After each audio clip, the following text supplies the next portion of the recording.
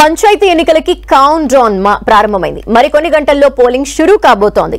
ఇప్పటికే అభ్యర్థులు జోరుగా ప్రచారం నిర్వహించగా నిన్న సాయంత్రం 5 గంటల నుంచే మైకులు మూగపోయాయి. ఫలితాలు వెలువడే వరకు మద్యం దుకాణాలు బంద్ కానున్నాయి. అధికార యంత్రాంగం పోలింగ్ ప్రక్రియకి సంబంధించిన ఏర్పాట్లలో నిమగ్నమై ఉంది. పోలింగ్ నిర్వహించే పీఓలు, ఏపీఓలకు శిక్షణ ఇచ్చారు.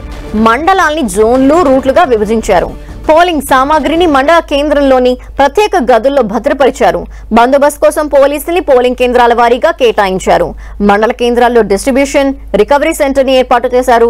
ఇవాళ పోలింగ్ సామాగ్రిని ఉద్యోగుల్ని గ్రామ పంచాయతీలకి తరలించనున్నారు.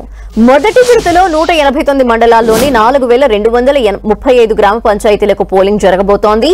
ఈ విడతలో మొత్తం 56,19,430 మంది ఓటర్లు తమ ఓటు హక్కు వినియోగించుకోనున్నారు. వీరిలో 27,41,070 మంది పురుష ఓటర్లు ఉండగా 28,78,159 మహిళా ఓటర్స్ ఉన్నారు. ఎన్నికల నిర్వహణ కోసం 37,562 పోలింగ్ కేంద్రాలు ఏర్పాటు చేశారు. ఓటర్లు సులభంగా ఓటు వేయడానికి అవసరమైన అన్ని మౌలిక వసతులు కల్పించినట్టు ఎన్నికల సంఘం వెల్లడించింది. పోలింగ్ ప్రక్రియ పూర్తయిన అదే రోజు మధ్యాహ్నం ఓట్ల లెక్కింపు చేపట్టి అనంతరం ఫలితాల్ని ప్రకటించనున్నారు. ఎన్నికలు ప్రశాంతంగా జరిగేలా పటిష్టమైన భద్రతా ఏర్పాట్లు చేసినట్టు అధికారులు తెలియజేశారు.